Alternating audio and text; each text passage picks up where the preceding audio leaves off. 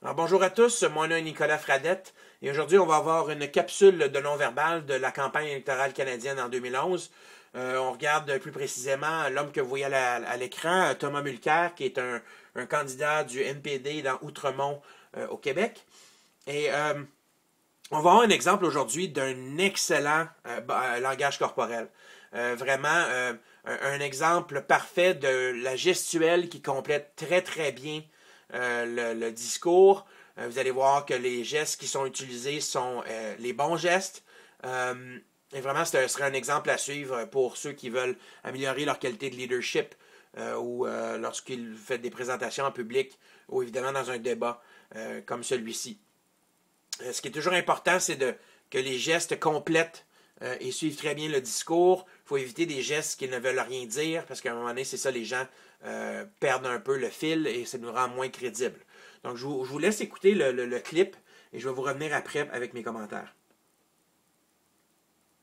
C'est grâce à Jack Layton et le NPD qu'ils ont été obligés de reculer et de réécrire le budget pour donner cet argent-là à l'éducation postsecondaire, au transport en commun et au logement social. Ça, c'est nos priorités. Pour ce qui est de l'affirmation de M. Blaney, il suffit de regarder une seule chose. Une entreprise manufacturière dans la Beauce, par exemple, qui n'a pas fait de profit, n'a rien reçu de la réduction d'impôts. Ce sont ces entreprises-là, à cause du dollar élevé, qui ont besoin d'aide. Donc, on donne des réductions d'impôts aux compagnies qui n'en ont pas besoin, parce qu'on donne ça mur à mur, plutôt que de cibler les entreprises qui créent le plus d'emplois, qui sont les plus innovatrices, qui sont le plus retournées vers l'économie de demain. C'est ça la bêtise de la politique du Parti conservateur là-dedans, puis ils refusent de le reconnaître. Ils restent idéologiquement fixés, ils disent que le marché libre s'occupe de tout ça, le gouvernement n'a pas de rôle. OK. Donc, je recule ça. Vous allez voir vraiment une série de gestes qui concordent totalement avec le discours de M. Mulcair.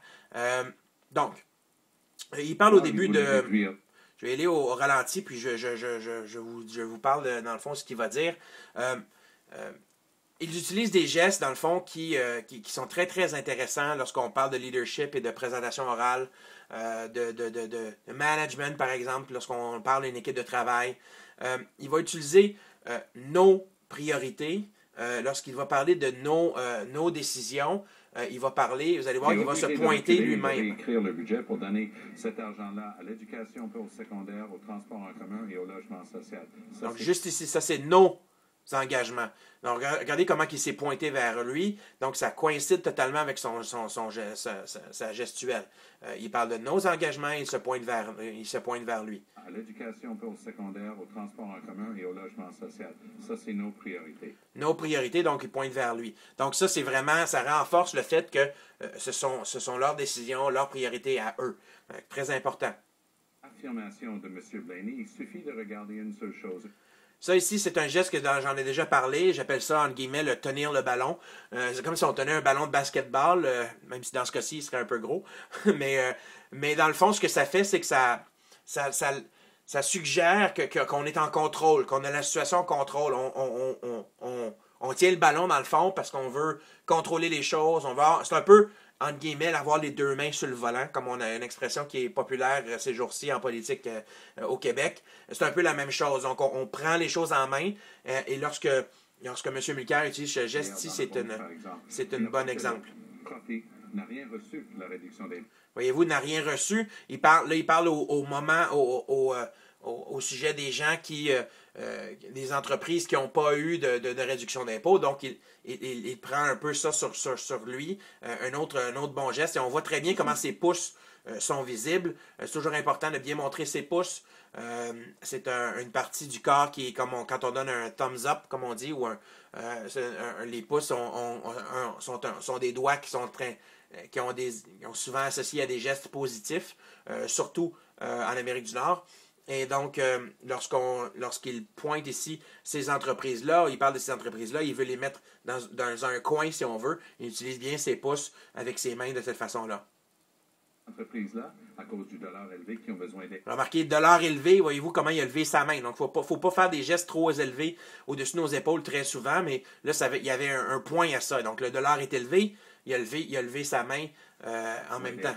Donc, on donne des réductions d'impôts aux compagnies qui n'en ont pas besoin, parce qu'on donne ça mur à mur. mur à mur. Remarquez comment il a fait son geste avec ses mains. Excellent. Et ici, il va utiliser ce qu'on appelle le pointé du politicien, c'est-à-dire lorsqu'on met le pouce et l'index ensemble. On n'a rien reçu de la réduction d'impôts. Ce sont ces entreprises-là, à cause du dollar élevé, qui ont besoin d'aide.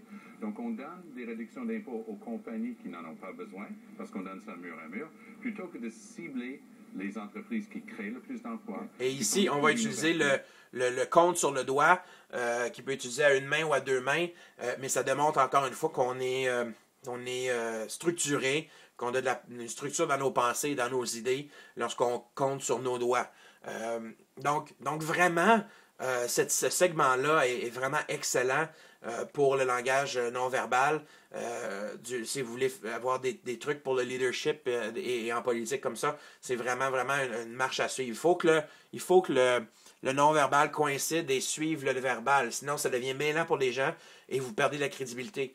Il y a des gens qui vont faire des gestuels à gauche et à droite, par-dessus les épaules, en bas, à gauche, à droite, sans que ça suive ce qu'ils disent. Et évidemment, les gens sont perdus là-dedans. C'est totalement inconscient, mais on veut savoir, surtout en politique, ou des gens qui sont en position de leadership, on veut être convaincu du fait qu'on peut leur faire confiance, qu'ils savent ce qu'ils font, et donc l'image qu'ils envoient lorsqu'ils utilisent des gestes tout croche, c'est certainement pas la bonne. Donc je vais refaire jouer tout ce segment-là pour que vous puissiez tout mettre ensemble, et vous allez voir vraiment que ces gestes-là sont très bien en accord avec son discours. Avec les conservateurs à chaque fois pour ces réductions d'impôts. La dernière fois que les libéraux étaient au pouvoir, ils voulaient réduire les impôts des corporations. C'est grâce à Jack Layton et le NPD qu'ils ont été obligés de reculer et de réécrire le budget pour donner cet argent-là à l'éducation postsecondaire, au transport en commun et au logement social. Ça, c'est nos priorités. Pour ce qui est de l'affirmation de M. Blaney, il suffit de regarder une seule chose. Une entreprise manufacturière dans la Beauce, par exemple, qui n'a pas fait de profit, n'a rien reçu de la réduction d'impôts. Ce sont ces entreprises-là, à cause du dollar élevé, qui ont besoin d'aide. Donc, on donne des réductions d'impôts aux compagnies qui n'en ont pas besoin, parce qu'on donne ça mur à mur, plutôt que de cibler les entreprises qui créent le plus d'emplois, qui sont les plus innovatrices, qui sont le plus retournées vers l'économie de... All right. Donc, bravo, M. Ricard. Voilà pour cette capsule non-verbale des élections 2011. Mon nom est Nicolas Fradette. Si vous voulez avoir plus d'informations sur mon blog et sur le non-verbal en général, vous pouvez visiter mon blog sur nicolasfradette.com. Et si vous voulez avoir d'informations sur mes formations et conférences et mon coaching privé, allez sur mon site corporatif de nonverbal.ca. Merci, au revoir.